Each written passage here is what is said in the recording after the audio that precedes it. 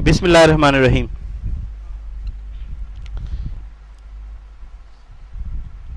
Chapter number है 7 और ये है वर्क, पावर एंड एनर्जी।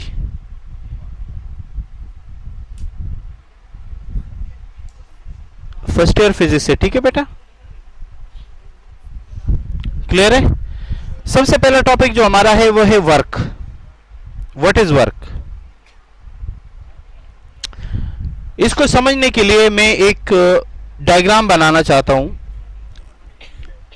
इस डायग्राम में देखिए, मेरे पास ये कोई मास है m। इस मास के ऊपर मैंने कोई फोर्स लगाया F। इस फोर्स की वजह से डिस्टेंस कवर्ड हुआ d और एज अ रिजल्ट ये मास यहां पे पहुंचा। In language of science we can say work is done. जब आप फोर्स अप्लाई करें और उस फोर्स की वजह से डिस्टेंस कवर्ड हो जाए तो we can say work is done. बात समझ में आ रही है? तो मैं इसको यूं डिफाइन कर सकता हूं, when external force is applied and as a result distance is covered,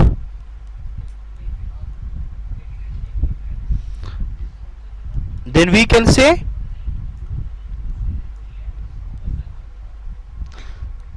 that work is done। Clear है? अब हमारे पास दो केसेस हैं। There are two cases. Case number 1, अगर अप्लाइड फोर्स और डिस्टेंस कवर्ड एक ही डायरेक्शन में हो। अगर अप्लाइड फोर्स और डिस्टेंस कवर्ड एक ही डायरेक्शन में हो तो फिर वर्क को कैसे रिप्रेजेंट करेंगे? If the applied force be in the direction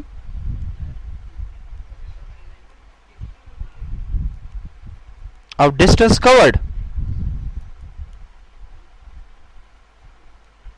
as shown in the figure,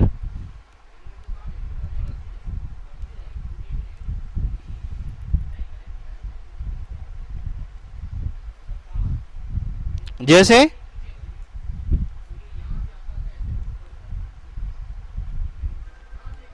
आपने इस पे फोर्स लगाया और इसने उसी डायरेक्शन में डिस्टेंस कवर्ड किया, तो उस वक्त then the work done can be represented as work is equal to F into D. ये मैग्नीट्यूड फॉर्म में होगा, मतलब आप इसको सिंपल यूं भी लिख सकते हैं। बात समझ में आ रही है? Case number 2,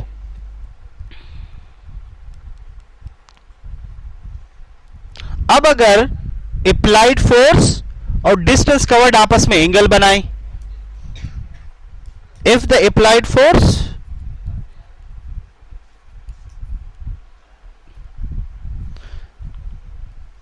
and distance covered with certain mean खास angle as shown in the figure।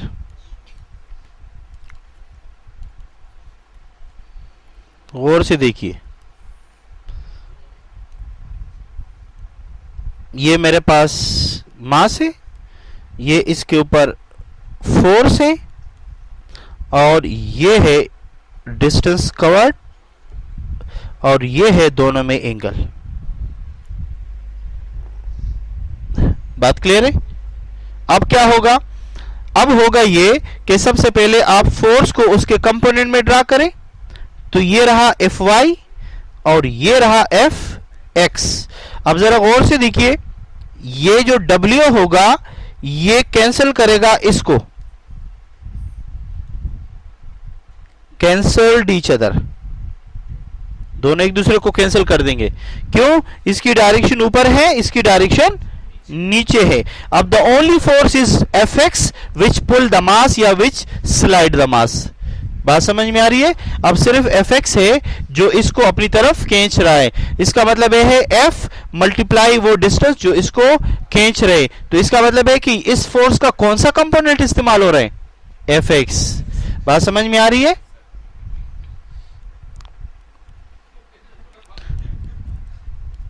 Then the work done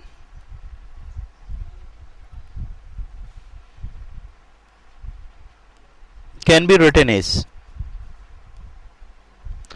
work is equal to, हाँ जी, कौन सा कंपोनेंट?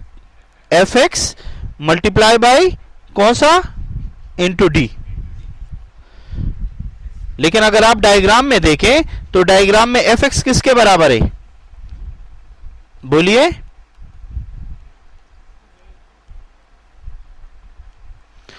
ये कौन सा है? ये बेस है। ये कौन सा है? ये हाइपोटेन्यूज है। तो base upon hypotenuse cos theta के बराबर है या नहीं है? तो इसका मतलब ये है इस Fx की जगह मैं क्या लिख सकता हूं? F cos theta. एतराज है किसी को? नहीं है तो मैं बता देता हूं। ये देखिए Fx divided by F, Fx divided by F किसके बराबर रहा? cos theta. तो Fx किसके बराबर हुआ? F cos theta. तो देखिए मैंने इसकी जगह क्या लगाया? F cos theta. इसको ऑर्डर देंगे तो आएगा F D into cos theta. और आप जानते हैं जब cos थीटा खत्म करते हैं तो क्या लगाते हैं? डॉट लगाते हैं। लगाते हैं ना? जब डॉट खत्म करते हैं तो डॉट, जब cos खत्म करते हैं तो डॉट लगाते हैं, जब क्रॉस खत्म करते हैं तो साइन लगाते हैं। तो यहां से मैं क्या कर सकता हूं? So the work is also define as, कैसे? The scalar product of force and distance या डिस्प्लेसमेंट। हाँ, the scalar product of force यानी displacement is called work done, work. कोई किसी को प्रॉब्लम तो नहीं हुई? अब इसका आते हैं यूनिट की तरफ। देखें, अगर मैं किसी बॉडी पर 1 न्यूटन फोर्स लगाऊं और उसके रिजल्ट में वो 1 मीटर फासला कवर करे तो we can say work done is equal to 1 joules. बात समझ में आई? If 1 newton force is applied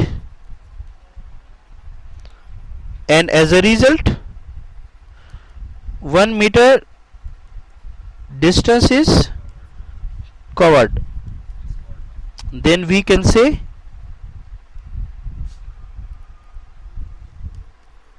one joules of work is done। Work बराबर होता है F इंटू डी के। अब ये रहा आपके पास 1 मीटर, सॉरी 1 न्यूटन, और डिस्टेंस कितना रहा? 1 meter. So 1 newton meter is equal to joules. बोलिए, सही है क्या नहीं? अच्छा, ये जो यूनिट है ये किस में है? ये MKS सिस्टम में। समटाइम हम इसको SI सिस्टम भी बोलते हैं, सिस्टम इंटरनेशनल। बात समझ में आ रही है? Okay. Mass kilogram and second. अच्छा, अब CGS सिस्टम में, CGS सिस्टम मतलब हमारे पास 3 सिस्टम्स है ना, MKS सिस्टम, CGS सिस्टम। तो इन CGS सिस्टम, CGS सिस्टम में ये होगा कि अगर आप किसी ऑब्जेक्ट के ऊपर फोर्स लगाते हैं तो वो फोर्स कहलाता है डाइन 1d, और एज ए रिजल्ट वो डिस्टेंस कवर करता है 1 सेंटीमीटर। 1 डाइन फोर्स आप लगाओ, जैसे एमकेएस सिस्टम में यूनिट है न्यूटन, तो सीजीएस में ये यूनिट बन जाता है डाइन। जैसे एमकेएस सिस्टम में डिस्टेंस के लिए मीटर है, तो सीजीएस में ये बन जाता है सेंटीमीटर। तो अगर आप किसी के ऊपर फोर्स लगाएं 1d और एज ए रिजल्ट वो 1 सेंटीमीटर डिस्टेंस कवर करे, तो this is known as 1 arc या 1 आर्च, ERG।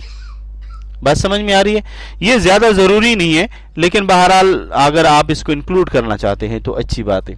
एमकेएस सिस्टम में इसका यूनिट है जूल्स एंड सीजीएस सिस्टम में इसका यूनिट है अर्ज। अर्ग या अर्ज दोनों बोलते हैं लोग, कोई इसमें मसला नहीं है। Is it clear? And that is about the work done. ये टॉपिक क्लियर हो गया? इसमें कोई मसला तो नहीं है?